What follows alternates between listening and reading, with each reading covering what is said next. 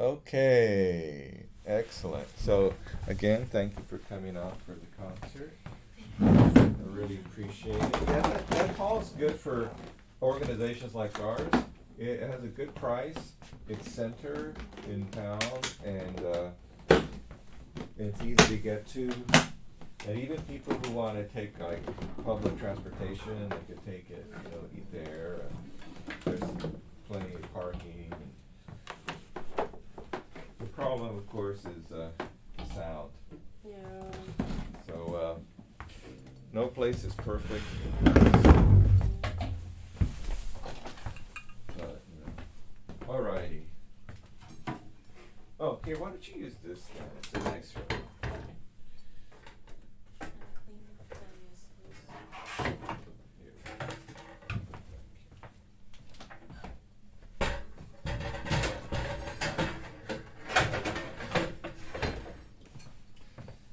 Okay, so why don't we start playing some? I want to start with that string crossing exercise that we had before, that we did on in our studio class, and then we'll move on and to talk about some other string crossing exercises that you can do, and then we'll go to scale.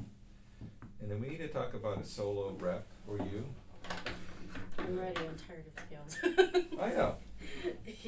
But love them, but I think you're going to get better at them, and it's just going to become like normal for you.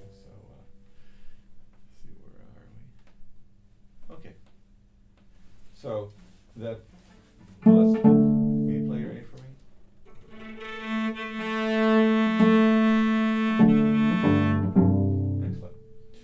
So, or are you? Oh no, I realized what you said. You said excellent. I was like, I mean, I thought you meant D, but no, you meant well, excellent. go ahead and tune the rest of your Oh, strings. I already did. Okay, great. Yeah, I just thought you said something else. I was just checking mine.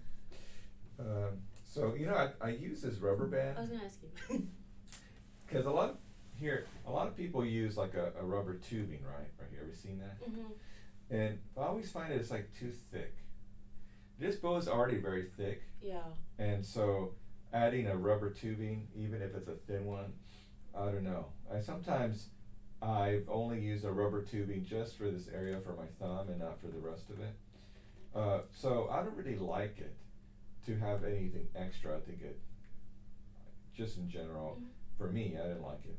So, but I was thinking, how can I just have a little piece there that's thin so that my thumb doesn't slip? Because sometimes it slips, I'm just, greasy Mexican. My thumb is slipping. And so, I clean it and everything, but still it feels like it's slipping. So, but if it's slipping, even once or twice, you start to doubt yourself like it's going to be slipping all the time. You understand? Yeah. So psychologically, I didn't like that feeling, thinking that I always had to watch it.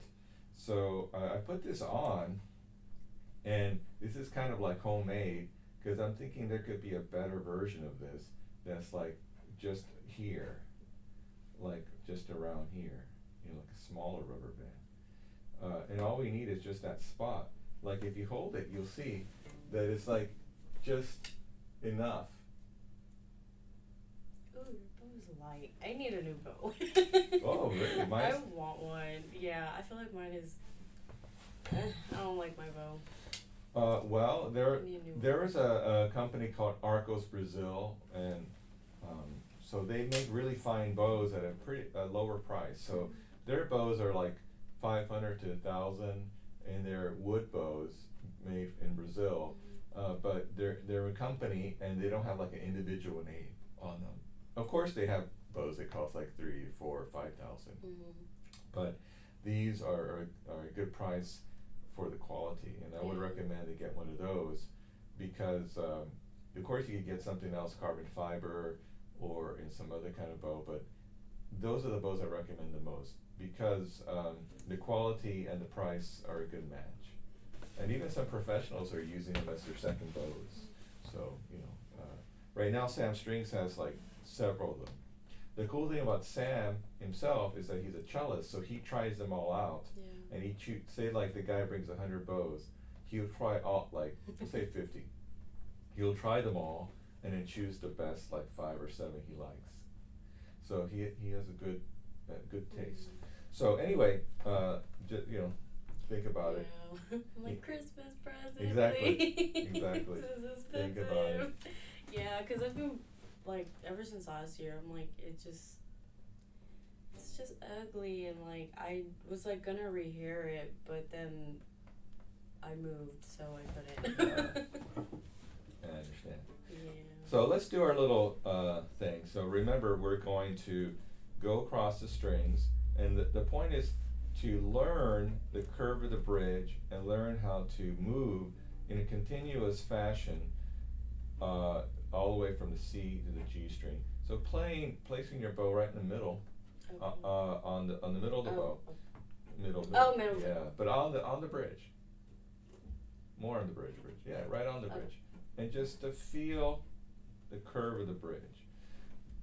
Notice that it's curved, but it's at this angle because the cello's to our on our left and at an angle, angling this way. So it's an arc, and you have to learn where that arc is in relationship to your body. Yeah. And notice that your arm is going up, but also slightly forward. So feel like you're more relaxed, like just let it, as if someone's pulling your arm forward, like this, instead of, don't force it. What I'm trying to say, don't force it. Just pull your arm, let it pull forward and come back. And, but watch out with the wall. You'll kind of, and point to the camera. Hello. Yeah, with your cello. No, the other way. So, like this way. Yeah. So put the chair on that side. No, the other way. This side. Well, it's because I face that way. Remember? Yeah. But so just try to. Oh, yeah, good. Okay. Very good. But just be careful. I really want you to be in the camera. Okay. Don't worry about facing me right now. So up and down. This is a good thing you could do even at. Say, sometimes in orchestra they're not talking to the cellos, and just do this every once in a while. Just practice. That's what Stephen Doane called practice without practicing. Get a little technique, and this is a silent technique. You can do this silently. You can even put your hand here if you don't want to make any noise, and just go up and down. And if you want to practice on the strings, up and down like this, and up and down. Now try it with place your bow on the G and D string right in the middle, and watch on the G and D string. Oh, G. Watch my elbow. Go down with your forearm. Keep your elbow in the right place, same place. And go up. But you have to go forward too. Look at the tip of my bow. See? Oh, okay. Go to the A string. This way. Okay. Like this way. Yeah.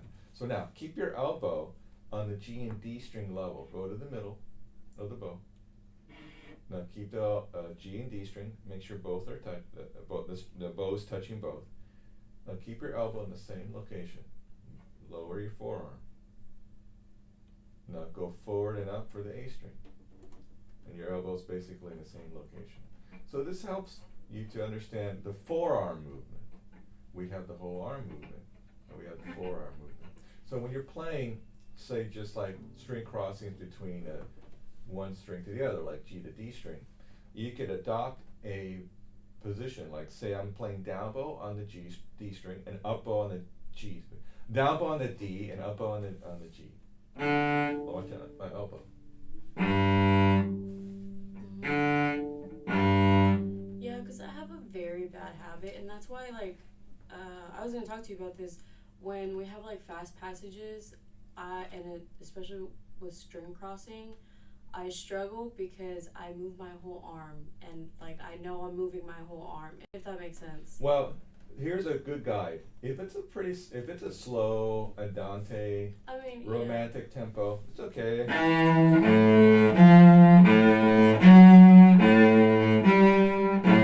Feels If it's fast, then you want to keep your elbow in the same location, but bobbing up and just gently bobbing as if it's in the water.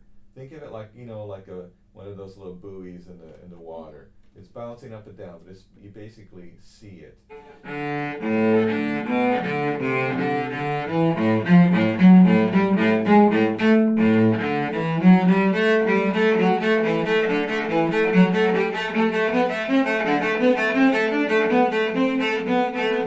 it's more the forearm and the hand. Yeah. So as you increase the speed, if you continue with the big arm motion, it's really hard.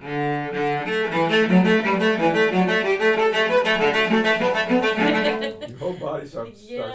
And I do that, and I'm like, I don't know how to stop it, and that's why I'm coming to you. So the basic, like I said, the basic guide is slower. If it's really slow, you can use the big arm motions. Mm-hmm. If it starts to get intermediate or fast tempos, think about bobbing, keeping the elbow like floating in the air between those two strings, or you can adopt one position like the top or the bottom string. And how do you do that? Well, if you're going from a top to bottom string, then you're on the top. If you're going from bottom to top, just opposite. Is your wrist involved in that motion? It's passively involved. Because I see, like, when I observe an orchestra, I see that, yes, I look at our cello section, and I see that they all use, like, a lot of wrist. And I'm like, I don't use my wrist. And even in conducting, like, because I broke my wrist, like, my freshman year of high school, but, like, I guess since I stopped using it, like, I don't know. Well, it's I passive. developed bad habits. See, like, look, I'm moving my arm, but my wrist is moving. You don't move it. Move your arm. Yeah, see? It's moving. Okay. So that's what my wrist is doing. Okay. Now, if I'm actively using my wrist, see, let me turn off the fingers. See? I'm using my wrist. Mm-hmm. I use more with the fingers than the wrist. I wouldn't say the wrist does things by itself. Mm-hmm. It's always either passive, which is it's moving because of the bigger movements of the arm or forearm, or is active in tandem with something else. Okay. So if you only think of the wrist, you're going to go kind of crooked, see? Mm-hmm. Right? So you need those fingers to elongate as well, otherwise you'll have a crooked bow. So now, let's go back to this technique. So you want to use as much bow as possible, and so start at the frog, right under, and the frog's under your hand. I know that sounds funny, but that just means play as much bow as possible.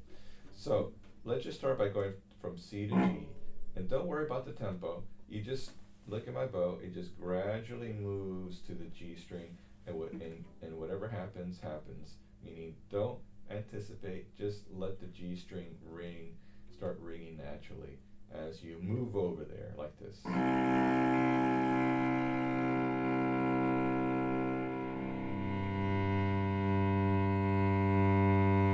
Right, just as relaxed as possible. Ready, go.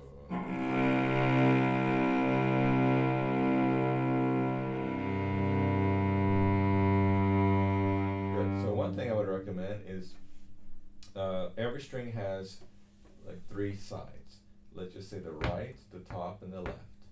If on the C string we don't have another string below it, but then we have the G string side. On the G string we have the C side, the top, and the D string side, right? And the same for the D. We have the G, the top, and the A string side. And the A we have the D, the top, and then like this side almost the bout side, right? And then I guess you could call this the bout side too, because we're like on the area closest to the C bout. So what you want to do is you want to cover all 3 areas. So you hear, so here's the right side, top, G string side. So avoid doing this like right side. Oh, I gotta go. Okay. Now, you could do that, and it's not wrong, say if you're playing a piece and that's what you did. But you just want to know that you want to learn how to control it. Okay. And so I think this is a good exercise for it. So start on the right side, and if you don't know where that is, touch the cello. Just gently touch right there. Yeah. Now, see. Ready, go.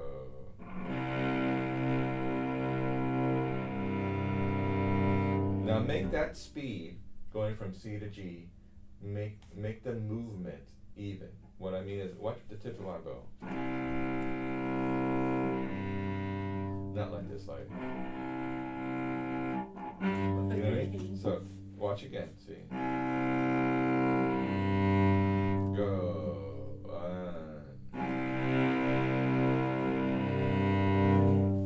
See what I mean? Yeah. So let me lead you. Go and. Yeah, you need to go. I'll show you. Go ahead. You go forward more. Okay. Sooner.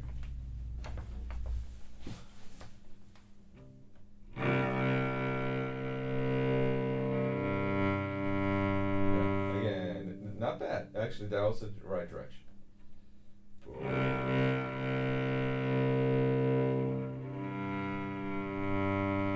Two things. One is, I don't know if you're putting too much pressure or you need more rosin. I need more rosin. Yeah. I forgot my rosin. Oh, where is it? At home. Uh-oh. I told myself, get your rosin, and I forgot. Let's get you some rosin. Thank you. I like this rosin. It's not as expensive, but I think it has a nice sound. I need a new one. I dropped it and it broke, and then. Let me show you. Put your thumb right here. Oh. Like right on the silver. Okay. So when you rosin to the bottom, and I suggest you do, you can hit your thumb. So it won't chip down Exactly. here. Yeah. Cause then after it fell, it started chipping. Yeah. So. Yeah. That way you could really generously rosin and not be afraid of chipping it. And I switch. Like I turn it around. So turn the rosin around. Oh, okay. So I don't have a valley. Oh yeah. You know what I mean? Yeah. Because it's easy to have a valley of rosin. When I walk in the valley of the shadow of rosin, I shall fear no down bows. There's The Lord is with my vibrato. that is gonna be our Bible to Cello. I know that's probably sacrilegious, but it's funny. Thank you. Yeah, so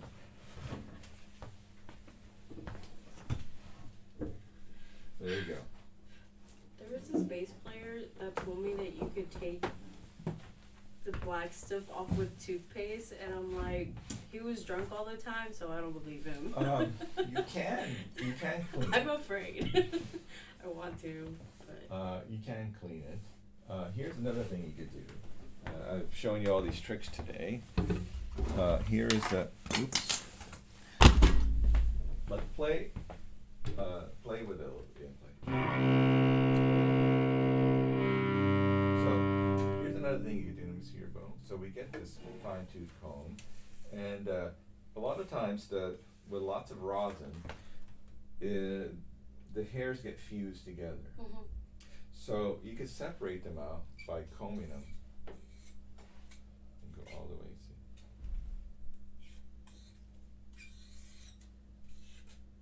Try again.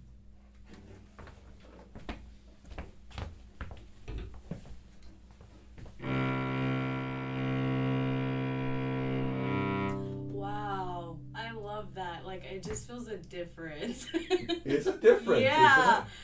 I don't know what it is. Like, there's sound. Like, I feel like I have to put, like, I don't know. That's cool. What do you think it is? I don't know. Is it a mental thing? Because, like. It could be, I've always wondered about that, because every time I do that, I think people are expecting it to be like amazing, and then like, wow, it is amazing. It just feels like smoother, if that makes sense. Well, Dr. Pinnell talks about this a lot, and it relates to what we're doing here. And he explains that the hair has little, like split ends. Split ends are bad. But when you look at a piece of, horsehair, just I think like our hair too, it's not just round. It has like little follicles, like I guess feet, if you call them, like little teeth. And so the hair has these teeth, and so if the bow hair, I'm assuming this is what happens, they get fused together, so there's less of those teeth. And so by doing what we just did, it's a very huge difference. Yeah. I think you don't have to do it every day, but just you could get one of those combs, but get the more fine one, like it looks like little teeth. Wow, my life just changed. So, although that it's better just to get a nice bow or rehair your bow or whatever, there are some life hacks. Like this is one. Cleaning your strings with rubbing alcohol or other ways, just every once in a while, like every 1 or 2 weeks, helps a lot too. You're supposed to change your strings like every year, correct? I change them like 4 times a year, but it's expensive. But I play a lot. Yeah, that's true. But I would say for a student, if you could aim for twice a year, that's great. If you're gonna change once a year, good time is at least pick like before the semester or before at Christmas time or something, where you could at least have once a year kind of new strings. If you're gonna have a recital or something important, time it so that it's like maybe 2 weeks You're not before. Like, woo! So maybe 2 weeks before the concert, you could get new strings. I recommend if you could afford it twice a year, because you could say start in the fall, get new strings, and you get new strings for like the spring, and then you could every 6 months or so. It's hard because it's expensive, but it's definitely helps just keep your sound at the maximum. Well, a lot of times what happens is people buy a cello and it sounds great, has new strings, everything's set up well. Usually you get a new bow with it, and then like 3 years later, people are like, I need a new cello. It's like, well, you just need a new strings. Rehear your bow, new strings, and it'll sound like it used to. The other thing that happens is the bridge or the sound post may move slightly. So especially if all the strings have been down and the weather is extreme, too hot, too cold, too dry, too humid, things will move around. So having someone check to see if the bridge and the strings and everything's in the right place will keep the cello happy and sounding the best. Okay, you have a lot of questions. Yeah, sorry. I'm glad to answer. But let's do our little thing. So let's just practice all the way up to the A string and do it all in one bow. How about let's go 1, half notes, 2, 3, go.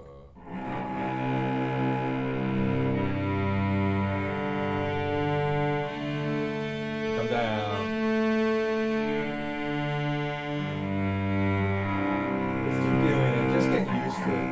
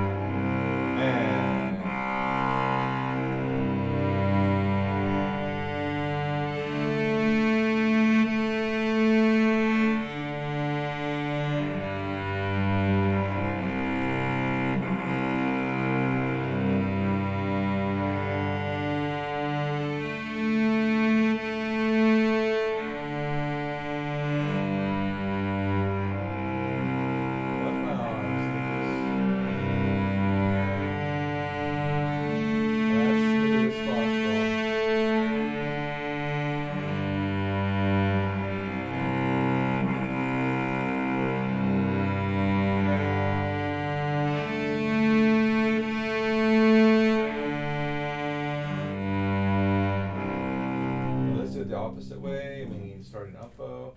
Ready, go.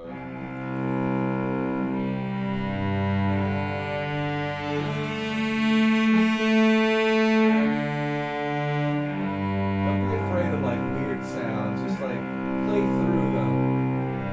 Figure out how to not make them. A lot of times it's maybe the position, we're too close to the fingerboard. Too much waves.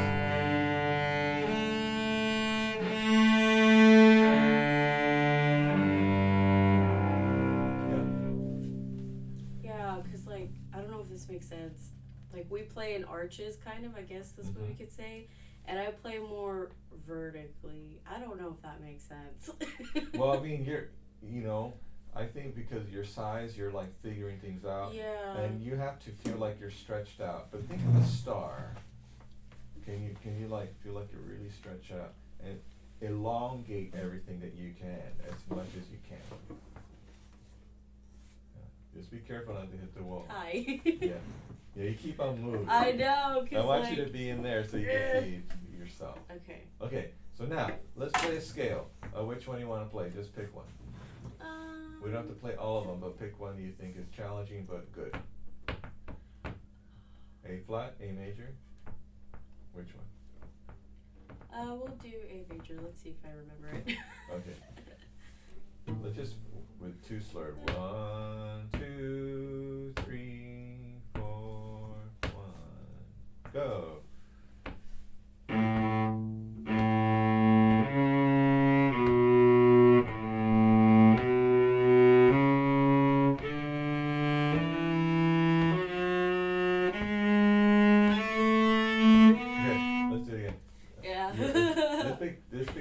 Two slur. You did 3 slurs. I'm sorry. I'm trying to think of figurings. You. So okay. that's keep it simple. See. Remember, we have 2 extensions in a row.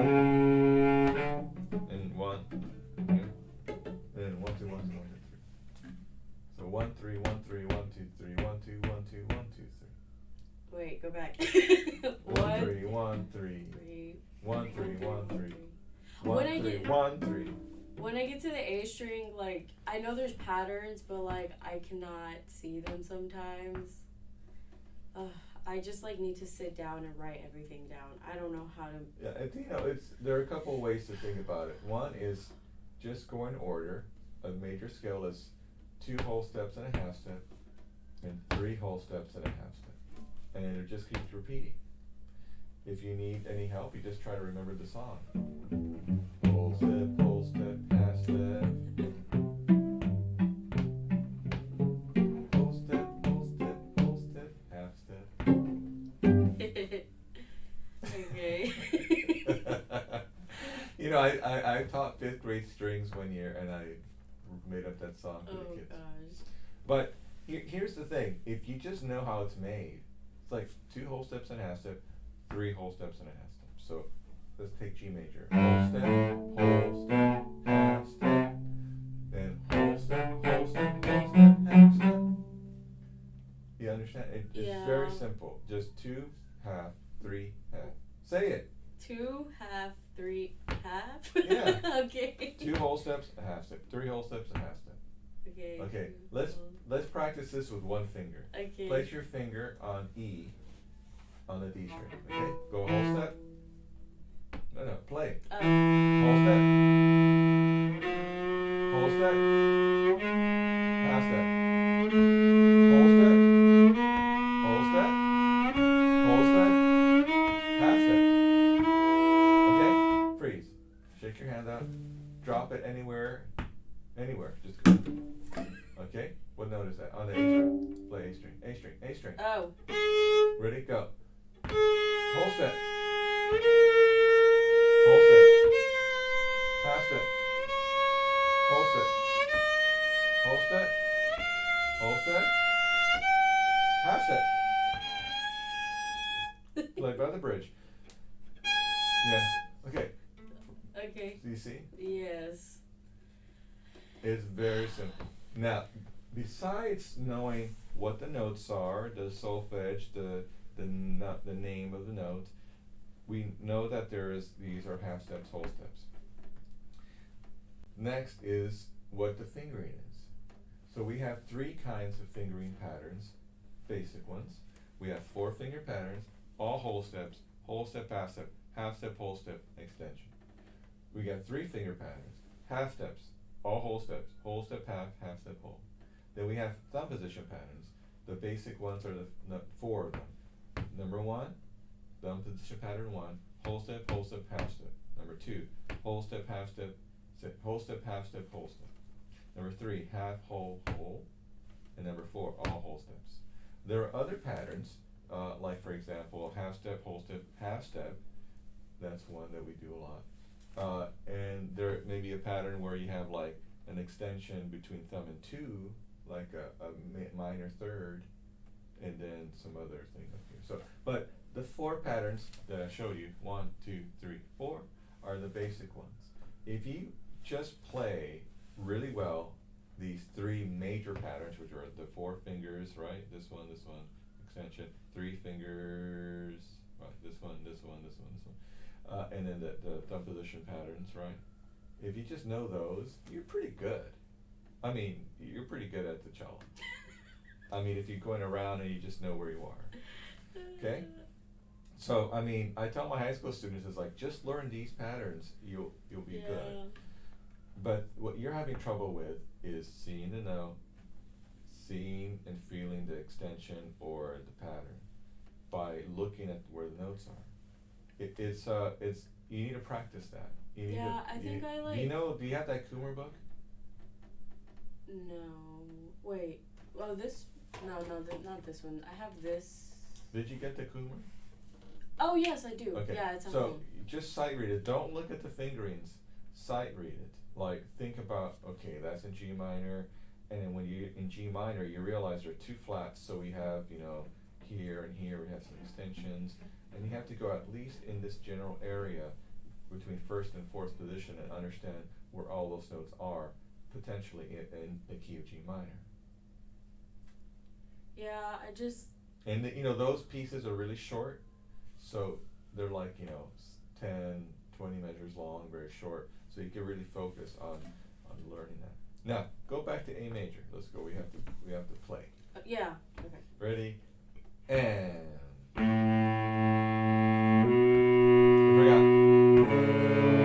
No, I forgot. Oh, sorry. Ready? And.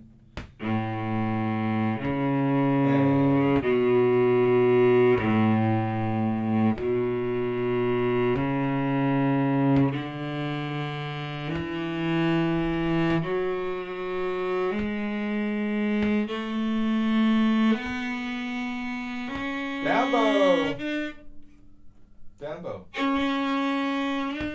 Up bow. 1. That's wrong. C sharp 1. C sharp down bow. Let's go real quick. Third finger. Go. And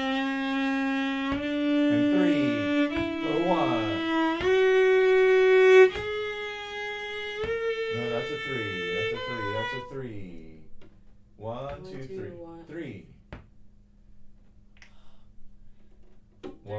3. 1. 3. 1, 2, 3. Am I going like another octave? Yes. Oh, whoops. Yes. 3. Sorry. Go. And 3. 1, 2, 3. And 1, 2, 1, 2, 1, 2, 3. No. Going one more octave. That's why I was confused. Yes. Okay. I'm giving you the right I'm finger. sorry. Go. 1.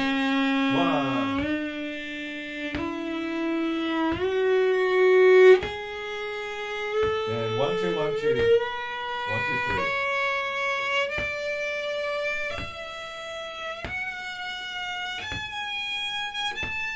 About the bridge.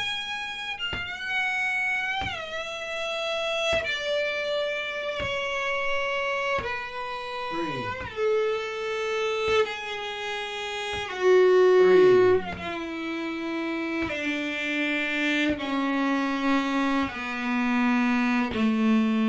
Relax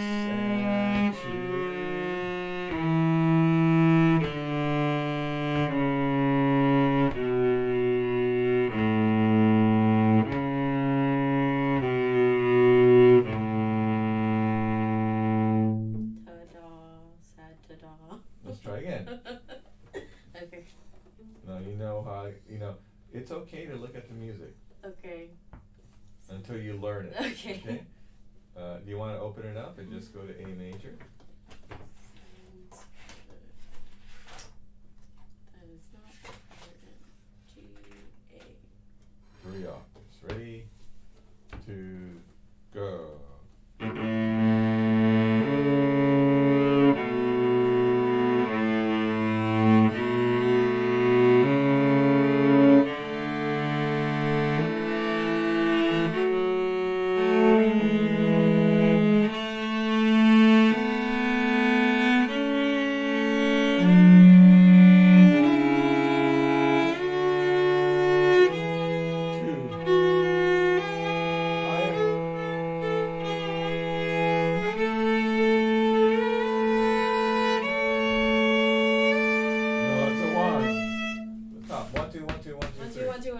I now, got. when you're going up and you're doing this thing, move your arm.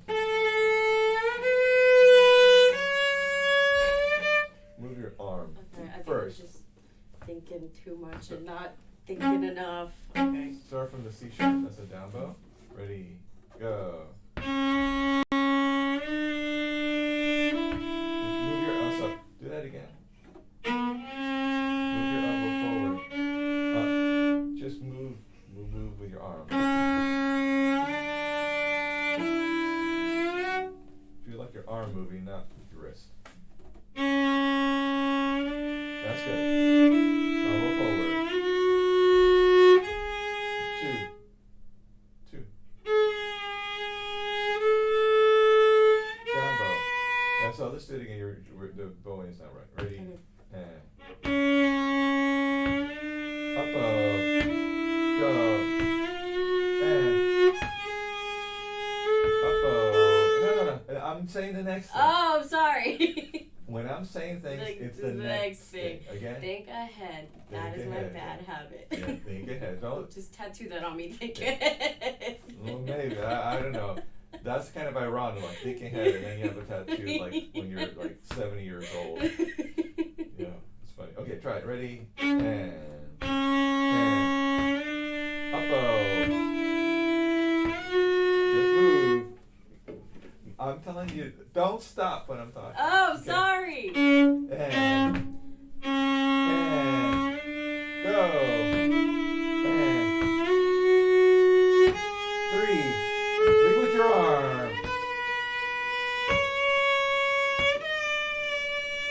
By the bridge.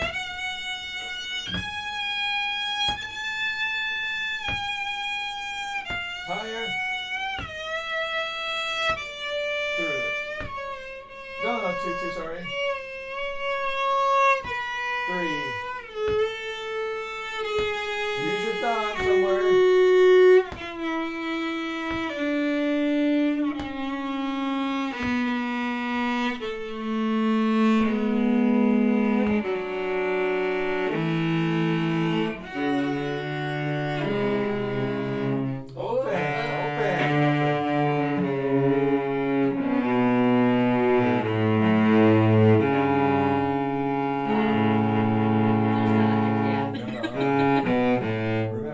Starts this way and ends. Okay, always that way. So you're not tired of scales yet, because otherwise you wouldn't have memorized all of them. Yes. So now it's, for a transfer, coming in wanting to go to the upper level lessons, you totally can. But playing these very, very well is going to be a high priority, so that you don't feel like you wasted your time. So really, really, really, really learn them as well as you can, because that's going to be, first of all, it's going to propel your overall technique to a much higher level, and that's important. Second of all, and maybe more importantly, is that you will pass. I just feel like I don't practice effectively. What do you think about when you practice? I don't. I think I just get overwhelmed, because this is because coming in, they didn't expect. Okay, let me back up. They didn't throw this much music at me, and this is the first time, and it's sink or swim for me. And I'm on the verge of sinking, but I'm pushing forward, and I just when I play, when I just get a bunch of music, I become overwhelmed, and I freak out, and I can spend 2 hours on scales, and I feel like I still I don't focus on one thing. I try to do multiple things at one time, if that makes sense. Yeah, that's not a good idea. Yeah. You need to build it up. So right now, what you need to work on, even if you have to do single bows, is okay, let's learn this fingering, let's play it in tune. Learn where everything is. And then at the end of maybe say 10 or 15 minutes, you're like, okay, I'm doing 2 or 3 slurs, keep it simple, just add that in, play by the bridge, play with a drone, try to feel how each interval is tuned to that drone. And that's all you focus on. It's a long game, because if you try to do everything in an hour, you won't get it. I tend to do that because I'm like, when I sit down, I'm like, okay, it has to be in tune. You have to do the correct fingerings.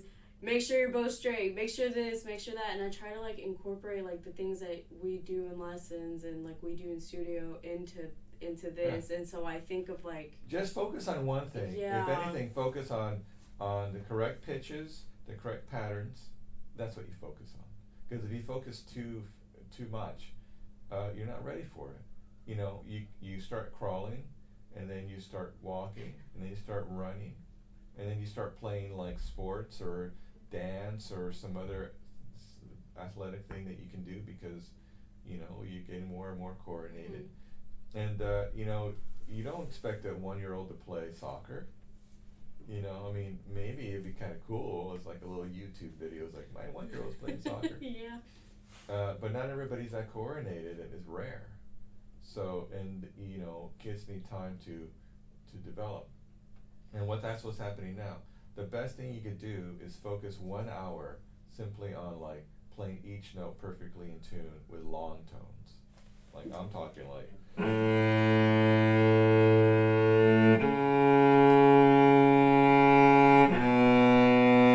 That'll do more good for you than all the other stuff you're doing. Okay.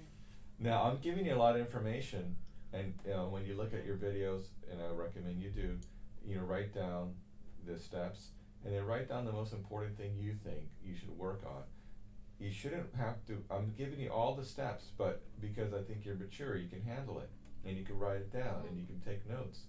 But for you, when you're practicing, just pick something you think is the most important thing. Right now, intonation, learning the patterns. You'll get a lot farther this way, because once that base is there, then your mind opens up to incorporate other things like, oh, I gotta play by the bridge a little bit more. And if you're in this position and you're squeaky, just automatically play by the bridge. You know it's gonna be the solution. Okay, let's use, we had a little bit of popper, didn't we? Have you looked at a popper? I haven't looked at it because like you didn't mention it. Did we talk about popper at all? No. Okay. Which popper? Tell me, which popper etudes have you done? Any at all? Okay. Well, we can start with number 11. Number 11 is probably the easiest one. I say easy in quotes. I mean, there are a lot of things to work on. 11 is a good one to work on because it's all in bass clef. There's a lot of chromatic notes, of course, but it's not so difficult as some of the other ones. After that, number 3 is a good one, and then after that, it gets harder with more composition and things like that. But number 11. So how do we work on this? One is the bow stroke's going to be this, just a basic separated bow stroke, that shaped bow stroke. And we could practice with other kinds of bow strokes, but we'll get there. Next is we want to put double stops in for practice when we can. And that means if you have a string crossing, like see here,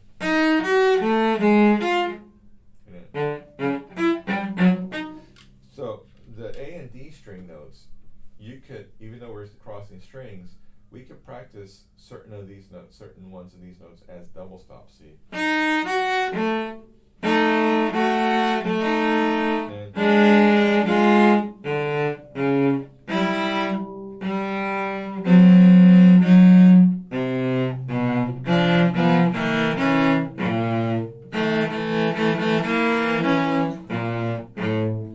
that helps us to feel the position better, like block fingering, meaning like you could feel what's in that position, whether it's like this pattern, there's an extension or whatever. Next is also, besides feeling it, you could hear how it sounds. All those notes, you hear them together, so then you could tune it a little bit better. You may realize that one note's a little sharper than others. Sometimes when you hear notes individually, it's hard to compare them. When you hear them together, you're like, oh yeah, it does sound right. And then you hear the ringing, the intonation better, and so you tune it better. So it's a very good idea. So in this piece, besides the bow stroke, is learning how to block your fingers. So it looks, instead of like this, see? Like fingers, like one, like finger to finger to finger. It's see,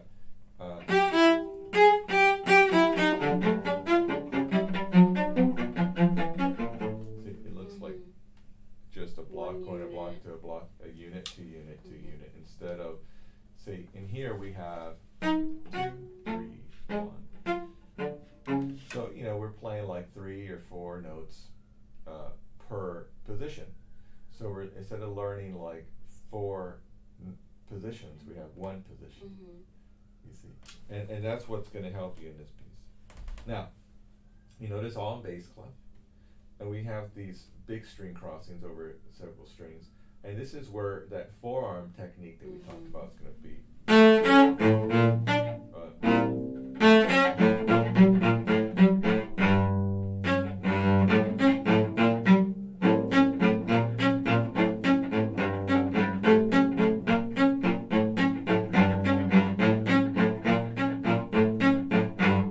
Notice my elbows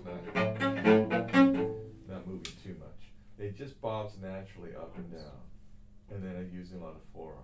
Sorry, I played the wrong notes. Oh. I didn't even notice.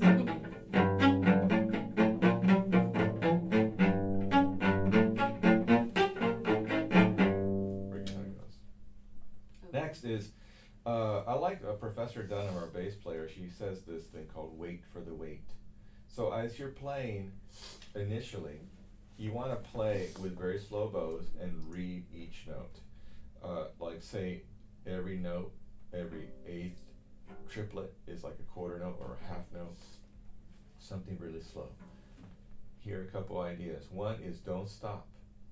So if you can't read the notes, then you gotta go slower. Okay. When you go slower, your brain is faster. So don't think slower. Think faster, play slower. Okay. So if I'm playing this slow,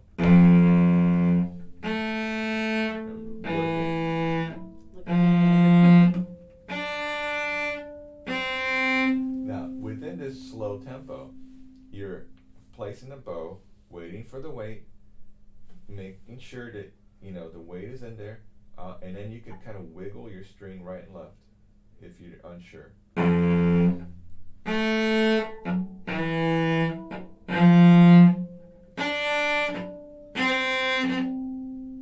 if you can't do that, at this speed you go even slower. Slow and steady wins the race. Just whatever speed it is, keep it steady within one note to the next. Okay? Mm-hmm. Play that first measure, and I want you to do it like this.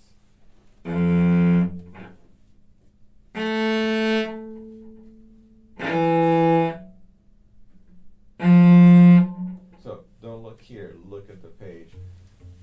And as you see where the next note is, and you'll understand where it is, because it's not that difficult to understand it. You know everything that's on this page.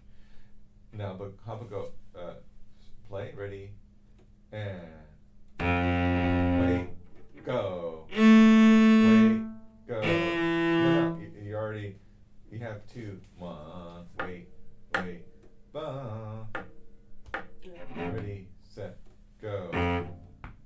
Wait, set, go, set, and set, go, and set. That was the wrong note. It's 4. Oh! It's sometimes it's my C look. Yeah, you gotta fix that. Okay. And this is, you know what helps you fix that is editing. Or new glasses. Well, maybe. Sometimes I'm like, is there such thing as dyslexia in music? Because that's me. Well, you gotta realize what your tendency is. Try it again. Start from the 4th finger though. There. Okay. Now, what I'm saying is you're too slow. Your fingers. Watch my fingers.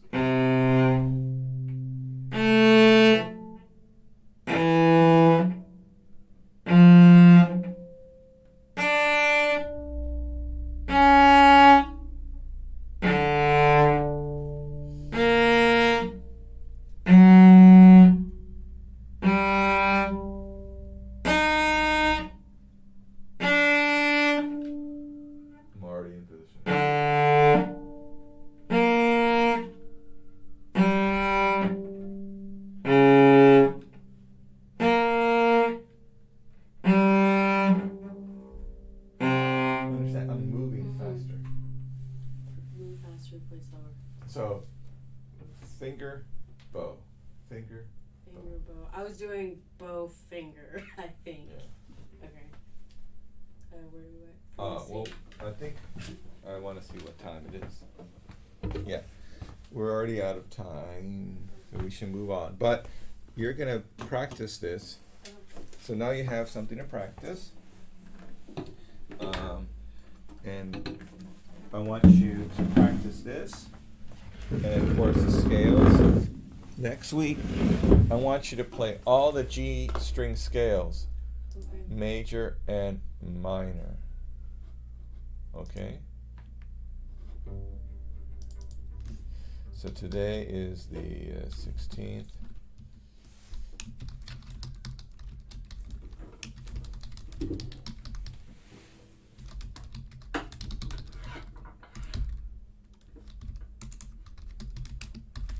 Plus Popper 11.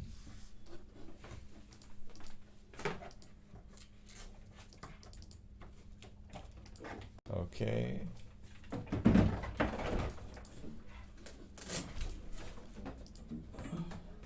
Hello there.